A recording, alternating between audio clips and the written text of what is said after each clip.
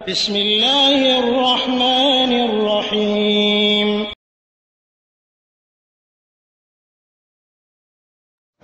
ওয়ালাইকুম আসসালাম ওয়া রাহমাতুল্লাহি ওয়া বারাকাতুহু।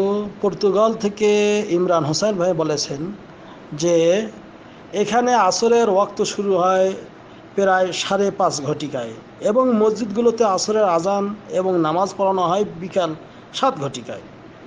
উল্লেখ্য মাগরিবের নামাজ সন্ধ্যা 8টায়।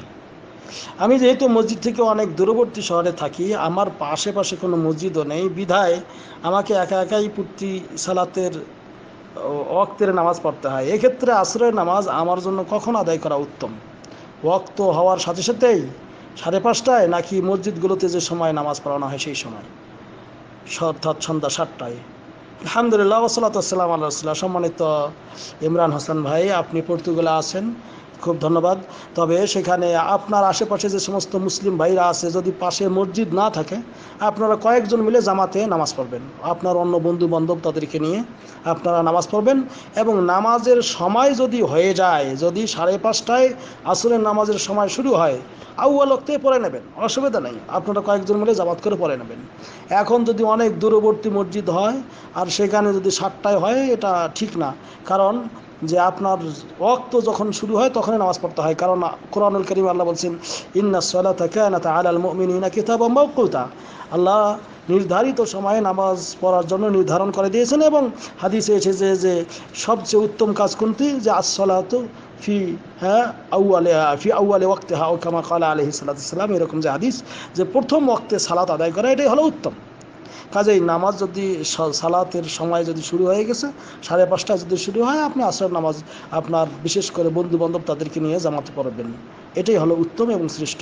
কারণ এই প্রত্যেক দিন এরকম করে দেরি করে নামাজ পড়া ঠিক হবে না। আর যদি মসজিদ দূরে হয় তাহলে, আর যদি মসজিদ কাছে হয় এবং সূর্য ডুবার আগেই যদি সেখানে নামাজ পড়ে, তবে জামাতে নামাজ পড়াটাই হলো উত্তম এবং শ্রেষ্ঠ।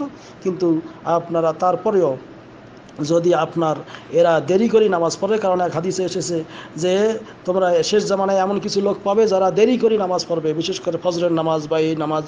হ্যাঁ, তখন এই জন্য শেখুল ইসলাম ইবনে তাইমিয়ার মতামত হলো যে তুমি ওই নামাজটা আউয়াল ওয়াক্তে একবার আগে পড়ো, এরপরে যদি সময় পাও তাহলে তাদের সঙ্গে জামাত করে তুমি জামাতের সঙ্গেও পড়বে, তাহলে তোমার জামাতের সওয়াবটাও হয়ে গেল। কাজেই আপনি যদি এখন আউয়াল ওয়াক্তে নামাজ পড়েন, পড়ার পর যদি আবার সেখানে যান বা জামাত পান, তাহলে আপনি সেখানে জামাতেও নামাজ পড়বেন, ইনশাআল্লাহ জামাতের সওয়াবটা পাবেন। প্রথমটা আপনার সালাত হয়ে যাবে এবং পরেরটা আপনার নফল হিসেবে গণ্য হবে। হাজা আল্লাহ আলম বিসওয়াব ওয়া সাল্লাল্লাহু আলা নবিয়িনা মুহাম্মদ। আসসালামু আলাইকুম ওয়া রাহমাতুল্লাহ। তবে এখানে আরেকটি কথা, সেটা হলো যে আসরের নামাজ পড়ার পরে এমনি অন্য অতিরিক্ত কোনো নামাজ পড়া নেই, তবে যেগুলোর সাবাব থাকে, কারণ থাকে, সেই নামাজেই শুধু পড়া যাবে।